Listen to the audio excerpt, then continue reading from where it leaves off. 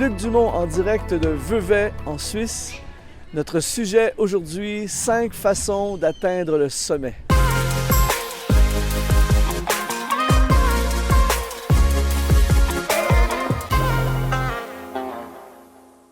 Je suis aujourd'hui avec mon ami Yves Matet, qui est un alpiniste, qui est également le directeur de la RJ, qui est la rencontre de jeunesse, qui rassemble des milliers de jeunes à chaque année, depuis plus de 25 ans maintenant.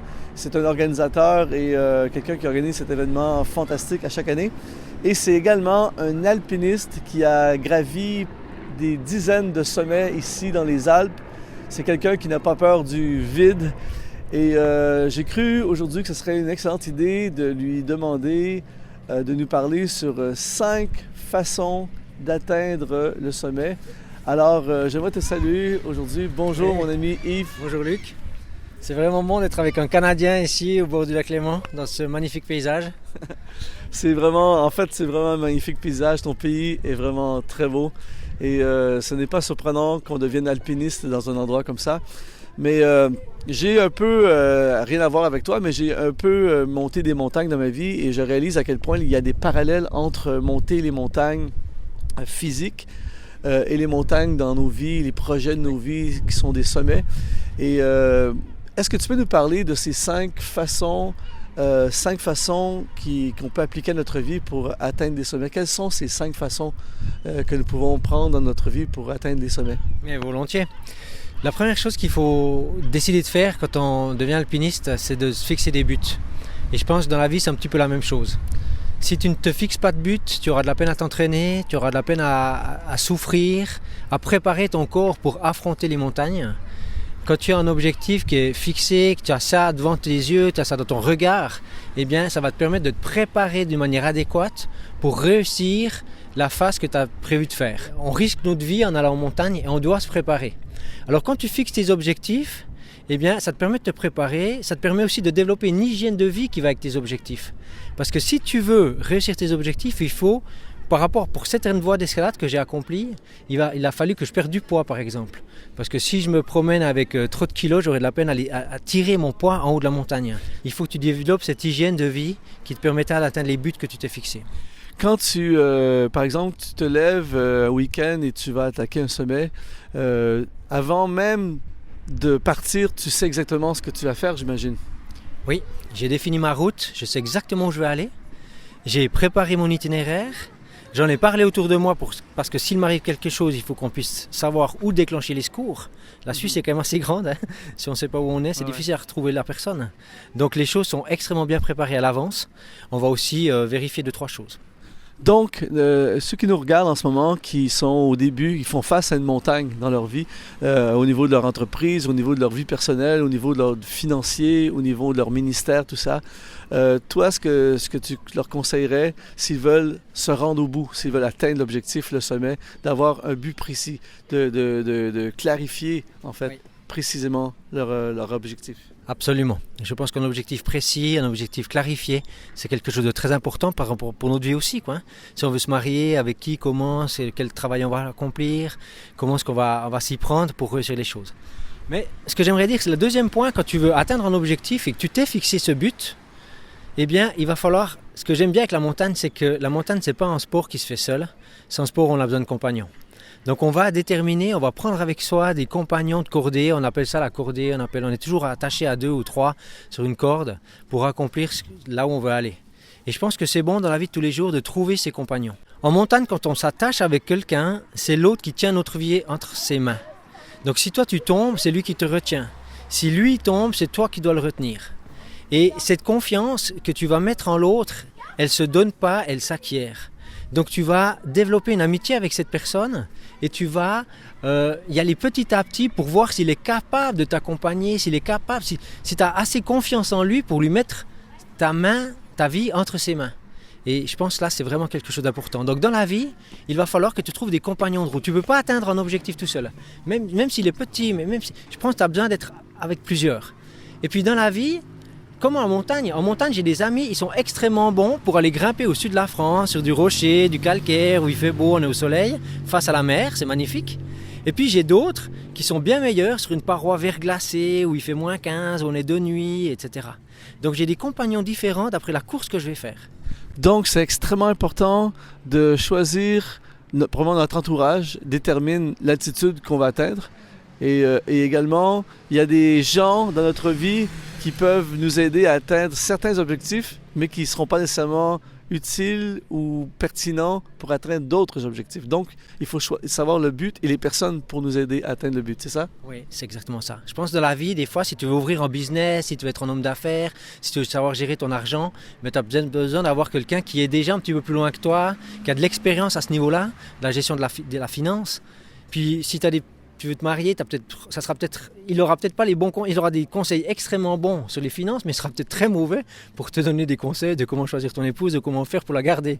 Donc il y a différents compagnons de route et je pense qu'il faut que tu t'allies avec différentes personnes qui deviendront des amis avec le temps, qui auront aussi un droit de regard un tout petit peu sur ton cœur, de ce que tu vis. Parce qu'en montagne, j'aime bien avoir des compagnons chez lesquels je vais partager les futurs projets que j'ai. Et ils vont avoir un droit de regard pour me dire si je suis assez fort pour y aller. Souvent, je vais me renseigner avec des gens qui ont déjà fait certaines faces avant d'y aller moi-même. Et ils me connaissent, ils savent mon niveau et ils me donnent le feu vert si je peux y aller ou bien s'il faut que je m'entraîne encore un petit peu pour risquer un petit peu moins ma vie.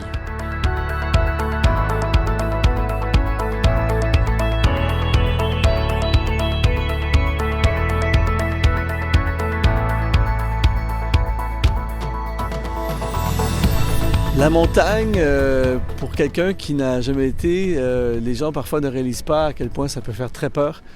Et tu nous as parlé de comment le compagnon de cordée peut nous sauver la vie, comment on dépend du compagnon de cordée, tout ça. Et bon, avec toutes ces années d'expérience, est-ce qu'il y a eu des moments où tu as vraiment eu très peur ou des moments où tu as vraiment aidé quelqu'un ou quelqu'un t'a vraiment aidé? Oui, bien sûr. Plus tu fréquentes la montagne, plus tu prends des risques. Et plus tu y es, plus tu as des chances d'y passer en fait, quoi. Donc je me suis retrouvé plusieurs fois dans la tempête. Plusieurs fois j'ai eu de la peine à retrouver mon chemin. Donc totalement perdu dans un brouillard où tu ne vois pas à 2 mètres. Où là tu dois véritablement compter sur ton compagnon aussi pour ensemble on est plus forts et on se garde le moral mutuellement. On s'est enfoui comme dans une crevasse pour être à l'abri du mauvais temps. Mais tu es enfoui et tu attends que le beau temps revienne. Et puis, j'ai aussi une petite anecdote. Une fois, je suis allé en montagne. Je vais régulièrement en montagne aussi avec mon épouse pour des choses plus faciles. Mais quand même, une fois, elle est tombée au fond d'une crevasse. Et comme c'était mon épouse et que je l'aime très fort, j'ai eu très peur. Donc, il a fallu que je l'aide à ressortir. Elle m'a bien aidé aussi parce qu'elle a gardé le moral. Elle avait plus le moral au fond que moi, je l'avais en haut. Mais tu as dit quelque chose de vraiment intéressant qui risque qui est pertinent à tous ceux qui nous regardent. Tu as dit il y a des fois que la tempête vient et il faut aller se cacher jusqu'à ce que le calme revienne. Et dans nos vies, souvent, il va y avoir des tempêtes dans nos vies et qui fait qu'on voit les montagnes puis on pense qu'on s'en sortira pas, mais le beau temps finit toujours par revenir. Absolument. Après la pluie vient le beau temps, on le dit. C'est un adage. Qu'est-ce qu'on fait quand on est dans une tempête? Est-ce qu'on essaie d'en sortir tout de suite ou est-ce qu'on se réfugie, on attend que ça passe? Il y a des deux possibilités. Les deux possibilités existent et c'est toujours une réflexion qui est très difficile à prendre. Mais souvent, si on attend que ça passe, on a plus de chances de s'en sortir. Donc on va trouver un endroit où on peut se réfugier, où on peut éviter les gelures, où on peut éviter de mourir d'hypothermie ou d'avoir trop froid. Et on se met à l'abri. Donc, dans nos ministères, dans nos vies, dans nos business, dans nos projets, il y a des fois que ça ne sert à rien de continuer à attaquer. On est mieux de prendre une pause ou pas de prendre une pause, mais oui, prendre une pause, mais surtout de laisser passer, finalement. Oui. Il faut savoir laisser passer, garder le moral, se dire que ça ira mieux. Et puis, je le redis, mais la montagne, on est normalement toujours 2. Donc, aussi compter sur ses amis quand on ne va pas bien, savoir le dire, savoir s'ouvrir, savoir demander de l'aide. Et puis, dans une course en montagne, il y a toujours, à un moment donné, un qui flanche, mais l'autre, il tient. Et après, c'est le contraire. Donc, il n'y en a jamais vraiment qui tient tout le temps, puis l'autre qui flanche tout le temps. C'est pas ça. Mais on s'encourage et on se soutient mutuellement dans la course qu'on est en train d'accomplir. C'est fantastique, Yves. Maintenant, quel serait le troisième conseil, troisième façon pour atteindre le sommet? On a vu qu'il fallait avoir des objectifs. On a vu qu'il fallait choisir minutieusement ses compagnons de cordée. Et maintenant, quel serait le troisième conseil? Le troisième conseil, par rapport aux objectifs que tu t'es fixés, il va falloir que tu y mettes des étapes à cet objectif. Et si tu veux partir à l'Everest ou si tu veux aller gravir le Cervin, déjà il faut que tu acquières une expérience de la montagne, donc tu vas te fixer des objectifs qui sont moins élevés, tant au niveau altitude ou au niveau difficulté. Et puis pour l'Everest, il y a un camp de base, il y a un camp numéro 1, camp numéro 2, camp numéro 3, donc c'est des étapes. Pour le Cervin, c'est une nuit en cabane avant de partir. Au Cervin, je crois que tu pars à 2h du matin, donc tu dois dormir de 8h à 2h du matin, tu dors un petit peu avant de repartir, tu régénères tes forces. Et je pense que dans la vie chrétienne, c'est un petit peu la même chose. Si tu te fixes des objectifs qui sont trop élevés au départ, tu vas être déçu de toi-même parce que tu ne vas pas réussir à atteindre ces objectifs. Et je pense que personne n'a envie d'être déçu de soi-même. Donc fixe-toi des objectifs élevés, mais fixe des étapes intermédiaires et tu seras fier d'avoir réussi tes étapes intermédiaires qui te conduira dans ton but ultime.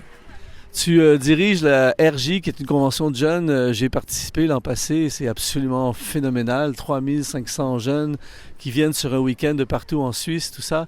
Et j'en ai fait beaucoup d'événements comme ça dans ma vie, mais le tien a été parmi les meilleurs au niveau organisationnel et toute la structure que j'ai vue. Et on a peut-être des organisateurs de projets qui nous regardent, des gens qui ont des projets. Et organiser un projet, c'est un peu comme monter une montagne. Et ce serait intéressant de voir dans ce même point, de voir comment, quand tu as commencé, je ne suis pas sûr qu'il y avait 3500 jeunes. Et puis, je ne pense pas que vous décidiez une semaine avant ce que vous faites dans un projet comme ça. Je pense que vous vous y prenez à l'avance. Absolument. Alors c'est clair que cet événement, elle est né il y a 25 ans et la première année, on était 150. Donc vous voyez la progression entre 150 et 3500 sur 25 ans. Donc je pense qu'il faut savoir tenir aussi sur la distance pour voir des belles choses arriver et c'est pas quand on va trop vite qu'on voit ces choses-là se passer. Et puis au niveau de la programmation, si tu veux faire quelque chose de bien, il faut que tu aies du temps et puis il faut que tu puisses organiser cela avec de l'avance. Donc aujourd'hui on a nos orateurs pour 2018, mais on a déjà nos orateurs pour 2019 et on est déjà en train de penser à 2020. Donc plus tu peux être proactif dans ton organisation, plus tu auras des résultats qui seront probants. Donc, prendre notre temps et des étapes. On ne peut pas. Moi, j'ai un ami qui a fait le sommet de l'Everest et ça lui a pris 10 ans avant de partir de la première montagne qu'il a montée jusqu'au sommet de l'Everest. Et l'Everest se fait en 2 mois et demi. Tu ne peux pas arriver au pied de l'Everest. Donc coupez en tranches le projet et soyez patient et tout peut arriver. On peut atteindre tous les sommets.